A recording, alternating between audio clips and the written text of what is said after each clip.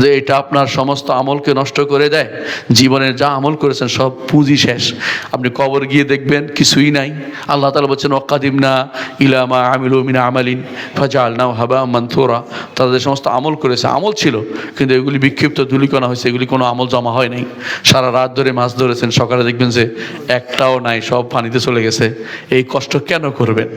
এই কষ্ট কেন করবেন? আপনি চেষ্টা করুন যেন শিরিক আপনার মধ্যে না থাকে, একটু আমলটা যেন থাকে। একটু শিরিক করবেন, সমস্ত হজ বরবাদ।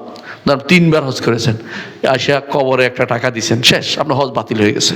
আপনি 3 বার 4 বার হজ করেছেন, জীবনে বহুবার উমরা করে আসছেন, কিন্তু আপনার মনে হয়েছে হুজুরের কিছু একটা ক্ষমতা তো আছেই, কবরওয়ালার কোনো একটা ক্ষমতা আছে, মাজারওয়ালার কোনো ক্ষমতা আছে, পীরের কোনো ক্ষমতা আছে। তখন আপনি কিন্তু ঈমান হারা হয়ে গেছেন, আমলগুলি সব বরবাদ হয়ে গেছে, একটাও বাকি নেই, সব শেষ হয়ে গেছে।